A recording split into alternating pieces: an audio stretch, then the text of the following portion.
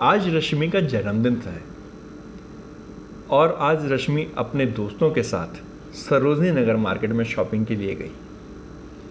वहाँ उसने अपने दोस्तों के साथ बहुत सारी शॉपिंग करी, अपने लिए टॉप भी खरीदे, जीन्स खरीदी, गोलगप्पे खाए, चाट खाई और कुछ समय के बाद वो आइसक्रीम खाने अपने दोस्तों के साथ बैठ गई। सभी दोस्त, चारों दोस्त हंसी मजाक कर रहे थे, एक दूसरे के साथ खेल रहे थे। जैसे ही वो आइसक्रीम खा कर के उठे तो रश्मि को महसूस हुआ कि उसके पास जो मोबाइल था वो गायब हो गया। उसका अपना आईफोन उसके पास में जो रखा हुआ था वो चोरी हो चुका था। अब रश्मि और उसके सभी दोस्त बहुत परेशान हो गए। वो बहुत टेंशन में आ गए क्योंकि बहुत ही महंगा फ़ोन था और रश्मि ने इस फ़ोन को अभी कुछ ही दिन पहले ख़रीदा था। सभी दोस्तों ने और रश्मि ने उस फ़ोन को ढूंढने की कोशिश की, आसपास के दुकानदारों से बात की, जहाँ जहाँ से उन्होंने शॉपिंग की थी वहाँ पर गए, देखा कि कहीं वो किसी दुकान पर अपना फ़ोन भूल तो नहीं गए, लेकिन उन्हें कहीं पर भी वो फ़ोन नहीं मिला। उनके दोस्तों ने रश्मि के मोबाइल नंबर पर कॉल करने की कोशिश की, लेकिन वो फ़ोन स्विच ऑफ था।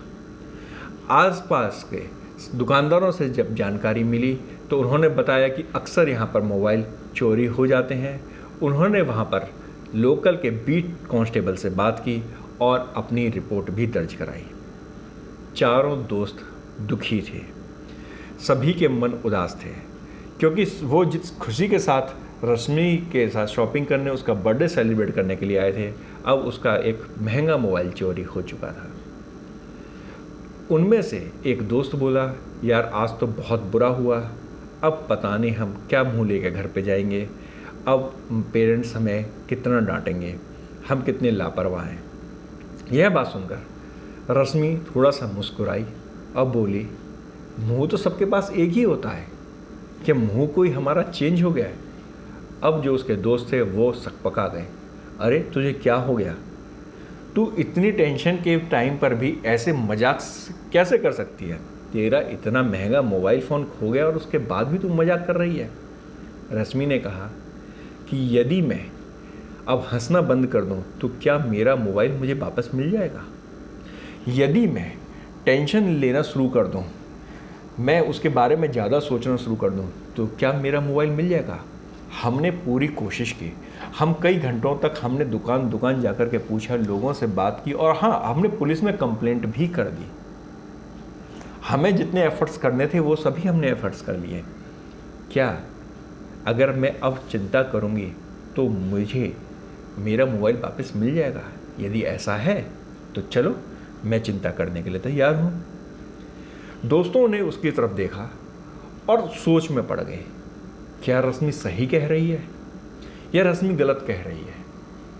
रश्मि ने इसी बात को आगे जारी रखते हुए बोला, देखो दोस्तों, अभी लगभग हमारा आधा दिन व्यतीत हुआ है, अभी आधा दिन और बाकी है। अब ये हमारे ऊपर निर्भर करता है कि अब हम अगला जो आधा दिन है, जो आने वाला जो समय है, उसको हम कैसे व्यतीत करते हैं। हम खुश होकर के उस समय को व्यतीत करते हैं या अब इस दुख के साथ कि मेरा नुकसान हो गया या मेरे साथ ऐसा अनहोनी हो गई तो मैं अब इसके साथ अपना बाकी आधा समय व्यतीत करूं। दोस्तों, जीवन में भी हम यही काम करते हैं। हम अपने फ्यूचर को और अपने प्रेजेंट को अपने पास्ट से जोड़ करके कई बार टेंशन के साथ अपनी ज़िंदगी व्यतीत करते हैं। एक पुरानी कहावत है, पास्ट इज ऑलवेज सैड। ये बात बिल्कुल सत्य है, यूनिवर्सल ट्रुथ है कि जो बीता हुआ समय है वो हमेशा आपको दुख देता है। यदि आपका बीता हुआ समय अच्छा गया हुआ था और आज यदि आपका समय उस जैसा या उससे अगर कम हो गया है तो आपको दुख होगा कि मैं पहले तो मेरा समय इतना अच्छा था और आज मेरा समय कितना ख़राब हो गया। और यदि आपका समय पुराना ख़राब था तो आपका आने वाला अच्छा समय भी आप उस पुराने समय के साथ कि मेरे साथ तो उस समय ऐसा हुआ, मेरे साथ उस समय ऐसा हो गया, मेरे साथ वो गलत हुआ था, मेरे साथ वो गलत हुआ था, आप उसको सोच करके अपना आने वाला समय भी आप ख़राब कर लेते हैं। तो दोस्तों, ये अब आपके ऊपर है कि आप अपने अगले समय को, जो आने वाला समय है, जो आपका बाकी समय है, उसको आप कैसे व्यतीत करना चाहते हो। हंस करके या पुरानी बातों को याद करके या पुराने दुखों के साथ, दोस्तों, ज़िंदगी आपकी है, जितना समय आपके पास है, जितनी जीवन आपके पास है, खुशी खुशी जीजिए, मस्ती से जीजिए। और जो चला गया उसके लिए दुख तो होता है, हम ये नहीं कहते कि दुख नहीं होता है, दुख तो होता है, लेकिन अपना फ्यूचर को उस सैडनेस से खराब मत कीजिए। नमस्कार।